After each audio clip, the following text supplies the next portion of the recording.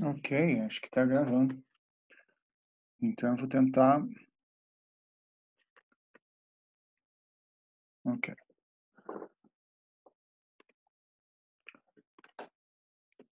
A partir de 6 de junho, nós estivemos estudando este assunto. A seara da terra já amadureceu e as uvas também. Significando a seara da terra algo bom, uma colheita boa para o Senhor, e as uvas algo ruim, a iniquidade. Então nós estivemos estudando a palavra profética, aqui em casa, algumas vezes no salão da igreja. Então, a respeito da seara e da vindima, que nós encontramos no Apocalipse 14, 14 em diante, nós entendemos que a noiva, a seara da terra é a noiva, que ela atinge maturidade, a maturidade da igreja. Então, nós temos esses textos que falam sobre isso, Cantares 8, de 8 a 10, eu sou um muro. O Senhor, ele precisa de uma igreja que é como uma cidade que tem muros e torres para suportar o fim dos tempos. Então, ele precisa de uma igreja madura. E 1 Pedro 2,5 fala sobre o sacerdócio, sobre a edificação espiritual e uma nação de reis e sacerdotes. Já a vindima, vimos aqui Babilônia, a operação da iniquidade, e nós examinamos toda a trajetória de Babilônia nessas palavras, até os últimos dias, em até Apocalipse 17, Apocalipse 18. Mas aqui, o nosso interesse agora é fazer uma revisão da maturidade da igreja, começando por falar do link de gerações, como é importante fazer o link de gerações aqui. Que existe muita maturidade na conversão dos pais aos filhos, dos filhos aos pais. Então, aqui é um caso muito clássico, histórico, quando Keith Green, que foi um hippie dos anos 70, conectou com Leonard Ravenhill, que foi um grande homem de Deus, um atalaia. Para quem não lembra do Keith Green, eu vou pôr aqui a musiquinha dele. Ó. Oh Lord, you're beautiful. Ó, alguém lembra dessa musiquinha? Esse é o Keith Green. Bom, depois você tenta ouvir de novo aí. Keith Green. Um exemplo de link de gerações, sinal de maturidade, conversão dos pais aos filhos, filhos aos pais. É a última palavra do Antigo Testamento, Malaquias 4, versículo 6. Então, a respeito da maturidade da igreja, eu queria colocar, a gente já viu, posições históricas do John Darby, Watchman Nee, John Walker. Então, o John Darby, a partir de 1830, mais ou menos, tinha uma visão bem negativa da situação da igreja. A igreja perdeu sua unidade, poder, santidade, cessou de dar testemunho de Deus no mundo. Ele diz que a igreja falhou, a dispensação da igreja falhou como Israel. Deus tirou de Israel um remanescente, que se tornou a igreja. Agora, Deus anexou suas operações práticas a 2 ou 3. Quer dizer, para ele tudo era Babilônia e restou 2 ou 3 e alguns ali, que então o remanescente da igreja deveria ser a Assembleia de Deus, não a denominação, mas na época dele, uma Assembleia dos Santos que sobrou. E na verdade, ele entendia que ele tinha em torno dele a igreja santa e a que tinha o testemunho do Senhor. Então, você vê, o Atmani, já na outra geração, 1920, quase 100 anos depois, ele examinou o movimento dos irmãos e concluiu que a Filadélfia, como ele entendeu o movimento, a Filadélfia continua até os dias de hoje, até os dias do Atmani, até os dias de hoje. Então ele examinou a história da igreja examinou o movimento dos irmãos do John Darby e chegou a algumas conclusões. Filadélfia retorna à ortodoxia dos apóstolos, ou seja, a doutrina, sã doutrina. Filadélfia restaurou até o ponto de satisfazer o desejo do Senhor. Filadélfia, que significa amor fraternal, é uma profecia do Senhor, que é a igreja do amor fraternal, a igreja que tem a sã doutrina, vai ter também o amor fraternal. Eles conhecem as Escrituras. Eles se reúnem somente no nome do Senhor, como nós fazemos hoje. O perigo está no retrocesso. O amor uns pelos outros nas epístolas é um amor uns pelos outros na igreja em uma localidade. Ele entendeu a importância da localidade. A unidade da igreja é a unidade em uma localidade. O ajuntamento é o ajuntamento em uma localidade. A edificação é na localidade. Ele entendeu a importância da localidade. Filadélfia faz com que o templo de Deus permaneça em pé. Então, o Watchman Nee examinou o movimento dos irmãos. E ele julgou o seguinte, que não era só John Darby, mas que todos aqueles que tivessem uma sã doutrina e o amor fraternal poderiam ser Filadélfia até o Senhor retornar. O outro que examinou a história da igreja, o legado da igreja no século XX, foi o John Walker. Este livro do John Walker, publicado ali pelos irmãos, pelo Gerson Lima e tal, a editora Impacto. Então, ele já diz assim: é necessária uma nova reforma para que a igreja seja restaurada e se torne a noiva gloriosa na vida do Senhor. Então, ele fala de uma nova reforma.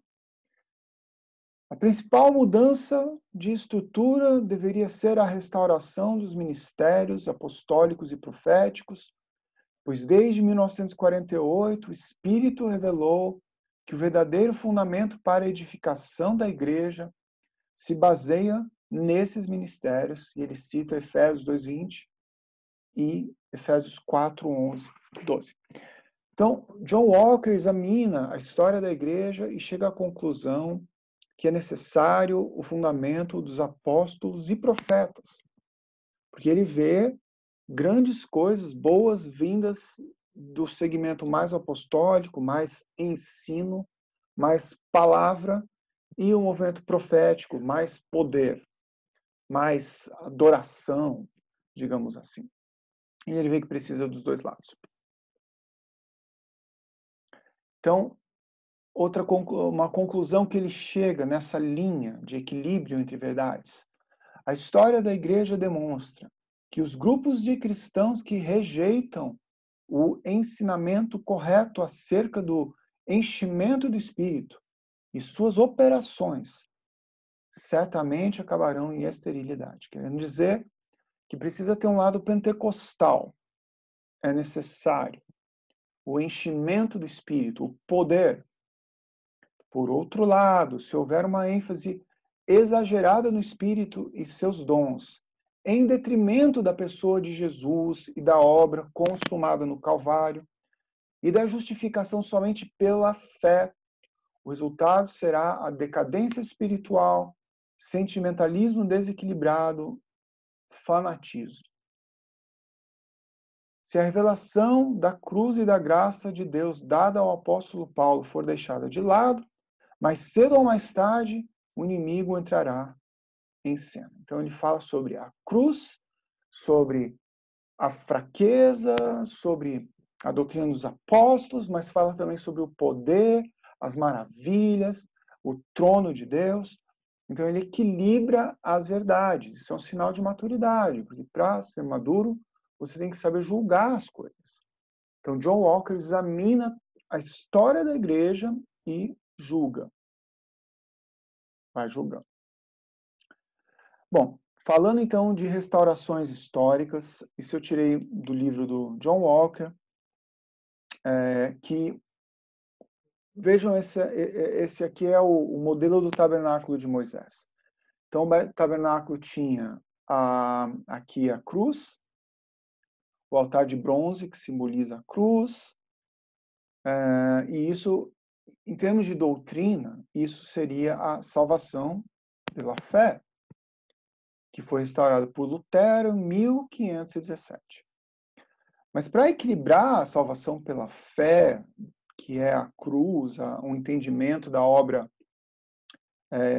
da expiação, do sangue da nova aliança, pela fé, para equilibrar isso veio o John Wesley, em 1777, 250, mais, né, 260 anos depois, para falar da necessidade de santificação, que seria a bacia de bronze. Santificação pela palavra. Aqui tem as referências bíblicas. Então, foi restaurada a necessidade de santificação. Depois vieram os irmãos de Plymouth, o John Darby, a partir de 1828, com a visão da igreja, falando sobre o candelabro, a multiforme expressão da igreja. A igreja não é um pastor ou um apóstolo, mas a igreja tem presbíteros, apóstolos, profetas, mestres, evangelistas, diáconos. A igreja é uma multiforme expressão. Isso foi restaurado já em 1828. Todo mundo devia saber ter uma revelação da igreja. E da comunhão, a importância da comunhão, dos irmãos estarem juntos, se sentarem nas mesas, cada um poder conhecer uns aos outros e trocar livremente. Dentro desse ambiente existiu o incensário, que é a prática de oração. Estou falando do tabernáculo de Moisés. E a arca da aliança, já no lugar, no Santo dos Santos, representa o trono de Deus, representa o poder. Então, representa o pentecostal. A Rua Azusa, 1906, restaurou a questão do pentecostal. Creio eu, foi o primeiro avivamento assim, de grande porte, que durou muitos anos. Não foi o primeiro, né? Teve outros, mas esse foi o mais marcante. Para falar de restaurações históricas, eu citei aqui a palavra de Atos 2, 42 até o 47, porque fala não só da doutrina dos apóstolos, comunhão, partir do pão e orações, mas fala também dos sinais e maravilhas que eram feitos, prodígios, sinais, maravilhas, de como eles tinham tudo em comum, de como perseveravam no templo, nas casas, com alegria, louvando a Deus e contando com a simpatia do povo. Então, um avivamento que caracteriza não só por doutrina, mas por poder e cânticos e louvor e tudo em comum. Isso foi a igreja primitiva, e isso aqui nós teríamos também, se seguíssemos toda essa restauração histórica que já foi feita. Ou seja, já herdamos essa restauração histórica toda. E por isso que, se você linka o que foi feito nas gerações, você tem uma grande herança. E você tem também maturidade, você tem que julgar o que foi adequado, o que precisa de equilíbrio. Então, precisa nós receber essa herança e julgar também alguns exageros ou erros que houver. Bom, eu fiz, para finalizar, essa tabela com algumas restaurações históricas de caráter ou apostólico ou profético. Por exemplo, o Lutero, justificação pela fé, isso é uma doutrina apostólica. O John Wesley, que fala da santificação pela obra do Espírito Santo, pela palavra, mas através do Espírito, é doutrina apostólica. Movendo os irmãos, visão da igreja, visão do corpo de Cristo, é doutrina apostólica. Já o adventismo, da igreja adventista, dos irmãos do início ali, que falavam da volta de Jesus e fim dos tempos, isso foi uma restauração histórica, de caráter profético. A Rua Azusa, revestimento do poder do Espírito Santo, também doutrina profética. O Watchmani, em 1940, falando de como Filadélfia se cumpre nas localidades. Tendo a doutrina correta, o amor fraternal, isso é uma doutrina apostólica. O movimento Chuva Serôdia, que o John Walker cita várias vezes, fala do tabernáculo de Davi, adoração no espírito, cânticos proféticos, doutrina profética. E o movimento Chuva Serôdia ainda fala sobre a validade atual dos 5 ministérios de Efésios 4 e o fundamento dos apóstolos e profetas, e isso é doutrina apostólica. Tá. Então, vamos pausar aqui, depois a gente volta para esse assunto, então.